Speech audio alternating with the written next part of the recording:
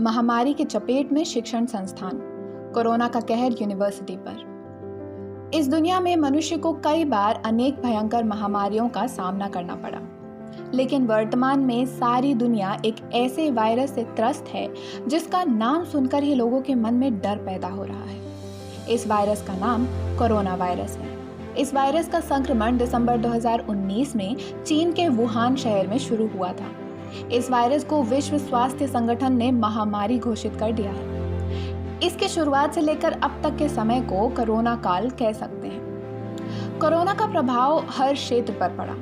इससे पूरी अर्थव्यवस्था चरमरा रही है। शिक्षा की बात करें तो हमें इसके कुछ सकारात्मक व कुछ नकारात्मक पक्ष भी देखने को मिले। 2020 में जब कोरोना ने अपने पैर पसारे तो यूनिवर्सिटी के सामने परीक्षाओं को लेकर समस्या खड़ी हो गई कि फाइनल ईयर वालों की इस महामारी के दौरान परीक्षाएं कैसे कराएं। कोरोना ने विश्वविद्यालय को असमंजस की स्थिति में डाल दिया था।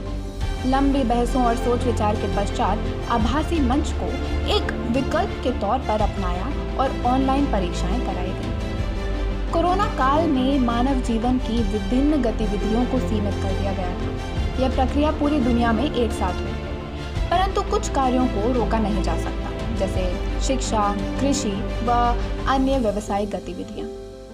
तो इन सबको चलाने के लिए एक अन्य विकल्प ढूंढा गया, जो कि आभासी दुनिया, वर्चुअल वर्ल्ड है। ऐसा नहीं है कि यह आभासी दुनिया कोरोना काल से ही शुरू हुई, पहले भी थी, लेकिन अब आभासी दुनिया वास्तविक दुनिया का रूप लेती जा रही है।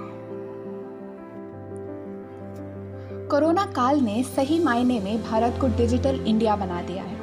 पढ़ाई लिखाई के क्षेत्र में इसका व्यापक असर हुआ है। प्राइमरी से लेकर उच्च शिक्षा संस्थानों ने ऑनलाइन कक्षाओं का सहारा लेकर एक नया प्रतिमान रखा है और छात्रों में तकनीकी ज्ञान का प्रसार हुआ। पहले शिक्षा समान रूप से चल रही थी, परंतु इस बदलाव के कारण विश्वविद्यालयों को समय समय पर नए नए निर्देशन जारी करने पड़ते हैं। स्थिति को देखते हुए ही आगे के फैसले लेने पड़ते हैं और विश्वविद्यालयों को उन छात्रों के बारे में भी सोचना पड़ता है जो कि ग्रामीण क्षेत्रों से हैं, जिनके लिए डिजिटल माध्यम द्वारा शिक्षा ग्रहण करना व कक्षाएं लेना दुर्लभ होता है। कई विश्वविद्यालयों ने कंपल्सरी अटेंडेंस जैसे नियमों को हटा दिया है। शिक्षा के क्षेत्र में ऑनलाइन कक्षाओं ने संस्थानों का एक नया आकाश रच दिया है, जिसे समय की बचत के साथ साथ सुदूर क्षेत्र में किसी विशेष विषय के विशेषज्ञ से सलाह ले सकते हैं।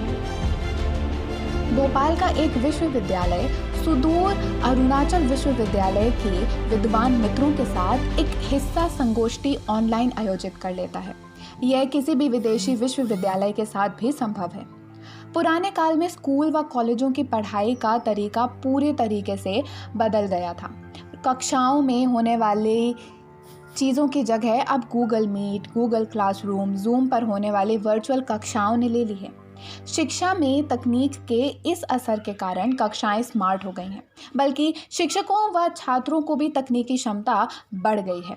हालांकि कुछ जानकार इसके नुकसान की बात भी करते हैं। इन कक्षाओं के फायदे तो हैं और नुकसान भी। बच्चों के स्वास्थ्य पर इसका असर देखा जा सकता है। अतः कह सकते हैं कि कोरोना का प्रभाव यूनिवर्सिटी पर पड़ता है और यूनिवर्सिटी के माध्यम से छात्रों पर।